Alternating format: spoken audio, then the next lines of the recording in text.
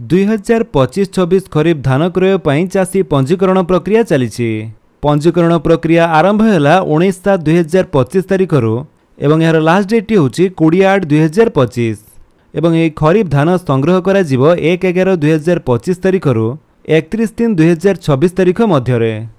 तो जो चाषी भाई माने धान बिक्री ପାଇଁ पंजीकरण करने चाहते आपणकर से नुआ फॉर्म टी आपण किपरि फिलअप करेंगे ता सहित डॉक्यूमेंट कौन सब आवश्यक एवं कौन रही एथर नुआ रूल्स समस्त डिटेल्स चलतु जानिबा।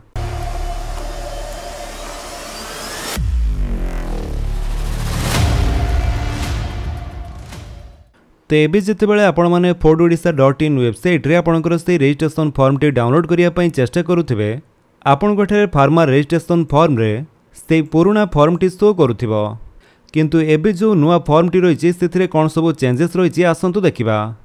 तो पुराना फॉर्म रे जेमिति आपणकर थिला सेमिति अछि किंतु एठारे अल्प किछि डिटेल्स रे चेंजेस करा जायछि जेमिति कि जिला तहसील ब्लॉक पंचायत ग्राम पिन कोड ता सहित जाति एवं मंडी को धान आनिबा संभावित समय और पक्ष को चयन करंतु। देन नाम संपर्कियों नाम परिवार सदस्यों संख्या मोबाइल नंबर यह छड़ा एठारे आउ गोटे जिनिस ऐड करा जायछि विकल्प मोबाइल नंबर। तो से भली आपणकर पुराना फॉर्म रे बैंक नाम शाखा नाम जमा खाता नंबर एवं आईएफएससी कोड टी दवा पई पड़ुथिला किंतु ए नुआ फॉर्म रे सब दबाकू पड़िबो नाही। एठारे देखंतु दिया जायछि कि आधार संयुक्त बैंक खाता रे धान बिक्रीर प्राप्य प्रदान करा जिवो। जदि एकरु अधिक आधार संयुक्त बैंक खाता थाए सद्य ई-केवाईसी होइथिबा बैंक खाता रे प्राप्य प्रदान करा जिवो। यह अर्थ आपणकर आधार डीबीटी लिंक थिबा बैंक अकाउंट रे ही एही टंका प्रदान करा जिवो। जदि आपण जानि पारु नांती कि आपणक बैंक अकाउंट रे आधार डीबीटी लिंक अछि कि नाही आ जदि अछि तले को बैंक अकाउंट रे लिंक अछि ताहा आपण किपरि ऑनलाइन रे चेक करि परिबे आसंतु देखिबा। सेथि पई आपण चाहिले npci.org.in वेबसाइट को आसी एठारु चेक करि परिबे आधार मैप स्टेटस नहले भी आपण myAadhar.uidi.gov.in वेबसाइट को आसी मध्य एठारु चेक करि पारंती। बैंक सीडिंग स्टेटस तापरे आपणकर आधार नंबर टी दवा पई पड़िबो। आधार नंबर टी दे सला परे जो कैप्चर कोड टी शो करूची सेटा आपण एठारे टाइप कर दियंतु। तापरे लॉगिन विथ ओटीपी उपरे क्लिक करंतु। जेमिति आपण लॉगिन विथ ओटीपी उपरे क्लिक करूचंती आपणकर आधार कार्ड सहित लिंक थिबा मोबाइल नंबर को गोटे ओटीपी आसीबो से ओटीपी टी आपण एठारे भरि दियंतु। ओटीपी दे सला परे आपण लॉगिन उपरे क्लिक कर दियंतु। जेमिति आपण लॉगिन उपरे क्लिक करूचंती तापरे आपण माई आधार पोर्टल रे लॉगिन हे जिवे एवं एठारे आपण बैंक सीडिंग स्टेटस उपरे क्लिक करंतु। देन जेमिति कि आपण माने देखिया पई पाउथबे एठारे हमर जेहेतु ए आधार कार्ड सह बैंक अकाउंट टी सीडिंग अछि सेथि पे हमको एठारे एमिति शो करूची congratulations your Aadhaar bank mapping has been done. तापर आपणकर आधार नंबर लास्ट चारोटी नंबर शो करूथिबो एवं को बैंक अकाउंट टी आपणकर आधार कार्ड सह लिंक अछि से बैंक नेम मध्य एठारे दिया जायथिबो। ता सहित बैंक सीडिंग स्टेटस रे देखंतु हमर एठारे एक्टिव रहिछि एवं तारी तळे लास्ट अपडेटेड डेट मध्य दिया जायछि। तो जदि आपणकर एमिति बैंक नेम शो करूथाए एवं बैंक सीडिंग स्टेटस रे आपणकर एक्टिव रहिछि ताले आपणकर ए बैंक अकाउंट को सेही टंकाटी आसीबो।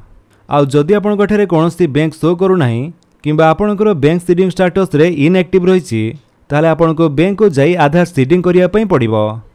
तो ये नुआ फॉर्म रे यह ही केवल चेंजेस करा जायछि आपन को बैंक अकाउंट डिटेल्स दवा पई पड़िबो नाही सीधा आधार डीबीटी लिंक थिबा बैंक अकाउंट रे ही टंकाटी आसीबो। आ बाकी डिटेल्स जेमिति थिला देखंतु ठीक सेमिति अछि। केएमएस वर्ष ऋतु आधार नंबर लिंग धान बिक्री करिबा केंद्रर नाम लिफ्ट बा बोरवेल इलेक्ट्रिसिटी कंज्यूमर नंबर एवं ता सहित चाष होइतिबा जमीर विवरणी मध्ये आपनको सेही भली दवा पई पड़िबो। एथिरे आपनकर कोनोसी चेंजेस करा जाय नाही सेही भली आपनको एठारे अतिरिक्त फॉर्म मध्ये मिलि जिवो एवं एठारे आपनकर दस्तखत करिवे। तो घोषणा रे जेमिति कि आपण माने देखिया पई पाउथबे मु एहा द्वारा घोषणा करूछि कि उपरोक्त विवरणी मो ज्ञात सार रे सत्य अटे एवं मु मोर आधार नंबर को ई-केवाईसी करिया पई ओ आधार संयुक्त बैंक अकाउंट जरिया रे धान विक्रयर प्राप्य पाइया पई सहमति प्रदान करूछि। जदि मो भूल तथ्य देई थाए ताले आईन अनुसार दंडित हेबी। जदि जलसेचन उत्स लिफ्ट बा बोरवेल होई थाए तबे एनर्जी बिल रो नकल दाखल करंतु। जमी मालिकों सह चाषी संपर्क स्थापन पई जरूरी कागज आधार कार्ड को पंजीकरण फॉर्म सहित संलग्न करंतु। तो ये फॉर्म रे एभली किछि चेंजेस एठारे करा जायछि ଏହା छड़ा जदि आपणकर निज नाम रे जमी नहीं ताले आपनको ए सम्मति पत्रटी दवा पई पड़िबो। जमी रेकर्ड धारकों द्वारा धान बिक्री पई सम्मति पत्र। तो एठारे आपणकर से समवाय समितिर नाम दवा पई पड़िबो जोठारे आपण धान बिक्री करूचंती। देन तापर रहिछि निम्न वर्णित चाष जमीर मु आमे खाता मालिक उत्तराधिकारी अटेबा अटो। विभिन्न कारणरू चलित खरीफ ऋतु 2025-26 रे व्यक्तिगत भाव में उक्त जमी को चाष कर पारु नथिबारु मु आमे उक्त जमी को मोर पुत्र भाई पुतुरा बा अन्यान्य देन एठारे स्त्री जगह जे जमी चाष करूचंती तांकर नाम तापर तांको पिता बा स्वामी को नाम लिखिबे। देन तांकर ग्राम ग्राम पंचायत ब्लॉक तहसील नेम जिला एसबू दवाई पड़ो। जमीती कि देखा पाउथे जदि आपण बापा नाम रे जमी अच्छी आपण बापा जमीटी आप चाष कर पुत्र रे टिक करेंगे। भाई नाम रे जमी थिले आपण भाई रे टिक करेंगे। पुतुरा होइतिले पुतुरा रे टिक करेंगे। आउ जदि आपण अन्य क्या जमी चाष करुँचे आप अन्य रे टिक करंतु। तापर आपको से जमीर डिटेल्स दवाई पड़ो जो जमीर आप चाष करुँचे तार तहसील मौजा खाता नंबर प्लॉट नंबर किसम रकबा समुदाय जमीर परिमाण एवं धान चाष लगी जमीर परिमाण। तो जेतुरी जमी चाष करुवे सेतुरी जमीर डिटेल्स दे सारा पर ऊपर दर्शित जमीर धानर शतकड़ा डेस भाग से केते प्रतिशत धान आपण बिक्री करें ताहा आपण एठारे देबे। तापर चाषी श्री डेस को एठारे से चाषी नाम लिखिबे। तांको सरकारी धान संग्रहकारी संस्था को चलित खरीफ ऋतु रे बिक्री करिया पई मोर सम्मति प्रदान करुछि। एही सम्मति केवल धान बिक्री पई उद्दिष्ट अटे एवं एहाकू अन्य कोनोसी उद्देश्य रे व्यवहार करा जाय परिबो नाही। आपणकर विश्वस्त स्वाक्षर एठारे से जमी मालिकंकर दस्तखत रहिबो। देन तारी तळे खाता मालिक बा जमी मालिकंक नाम बा उत्तराधिकारी नाम लिखिबे।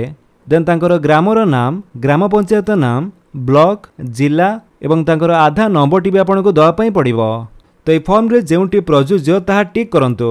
तो ये आपंकर किसी सम्मति पत्रर फॉर्मटी रही जोटा कि जो मानकर निज नाम रे जमी नाही से सम्मति पत्रटी से फॉर्म सहित अटैच कर दवाई पड़ो।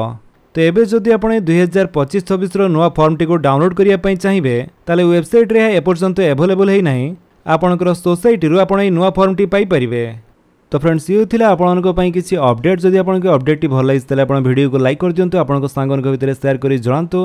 आ जदि आपण हम चैनल नुआ चैनल को सब्सक्राइब करी बेल आइकन दबाई ऑल नोटिफिकेशन कर दियंतु ताकि जेतों वीडियो अपलोड करिवे आपण देखि परिबे। Thank you for watching.